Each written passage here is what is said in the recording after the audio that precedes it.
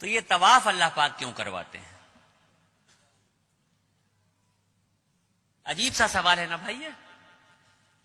آپ اللہ کے مہمان بن کے گئے ہیں، آپ کی تو خاطرداری بٹھال کے کرانی چاہیے تھی، دستر لگنا چاہیے تھا. یہ اللہ پاک طواف کیوں کرا رہے ہیں اپنے گھر کا؟ آدم علیہ السلام کو جب اللہ رب العزت نے بنایا، فرشتوں کو جب یہ حکم دیا کہ آدم کو سجدہ کرو، اللہ رب العزت نے آدم علیہ السلام کا اور فرشتوں کا ذہنی اعتبار سے مقابلہ کروایا، اور اس ذہنی اعتبار کے مقابلے میں آدم علیہ السلام کی جیت ہوئی، اور فرشتوں نے 7ویں آسمان پہ بیت المعمور کے نام سے اللہ کا ایک گھر ہے، اس کا طواف کیا.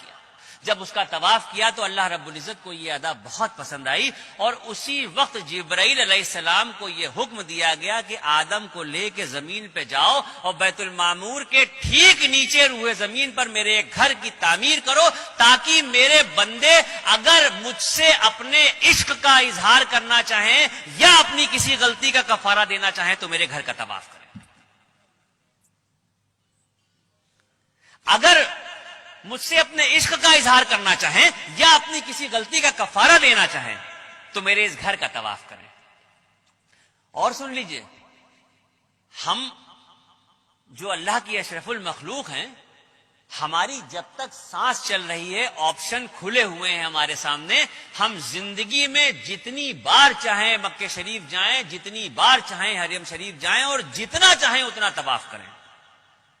لیکن وہ جو بیت المعمور کے نام سے اللہ کا گھر ہے، جس کے فرشتے صرف طواف کرتے ہیں، تو 70,000 فرشتے روز اس گھر کا طواف کرتے ہیں، اور ایک بار جو فرشتہ طواف کر رہا ہے قیامت تک اس کا دوبارہ نمبر نہیں آئے گا.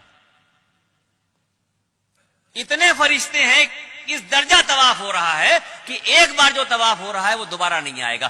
اب یہ جو زمین پہ خانہ کعبہ کی تعمیر ہوئی، تو اب تو ترقی ہو چکی ہے دنیا میں، ہر چیز آسان ہو گئی ہے. آپ گوگل پہ دیکھ سکتے ہیں، نقشہ اٹھا کے دیکھ سکتے ہیں، موبائل پہ دیکھ سکتے ہیں، کسی بھی طرح سے اگر آپ دیکھنا چاہیں، آپ گوگل کے نقشے پہ جا کے دنیا کا نقشہ ڈالیے، اور دنیا کے نقشے پہ جب آپ دیکھیں گے تو پوری دنیا آپ کو گول دکھائی دے گی. یہ تو نقشے کے دیکھے بغیر بھی سب کو پتا ہے کہ دنیا گول ہے.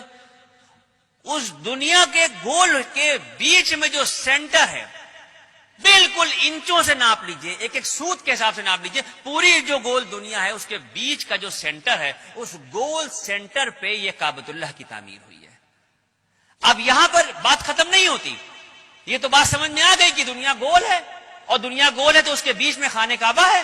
یہ بات یہاں پہ ختم نہیں ہوتی. اگر سائنس یہ کہتی ہے، میں نہیں کہہ رہا ہوں، اگر سائنس یہ کہتی ہے کہ دنیا گول ہے اور گھوم رہی ہے، تو پھر میرا ایمان یہ کہتا ہے کہ مذہب و ملت کی پرواہ کیے بغیر اس دنیا کا ہر شخص کعبۃ اللہ کا طواف کر رہا ہے. اگر سائنس یہ کہہ رہی ہے کہ دنیا گول ہے اور گھوم رہی ہے، تو پھر میرا ایمان یہ کہتا ہے کہ اس دنیا پہ مذہب و ملت کی پرواہ کیے بغیر کسی بھی مذہب کا شخص ہو، ہر شخص جانے میں یا انجانے میں کعبۃ اللہ کا طواف کر رہا ہے.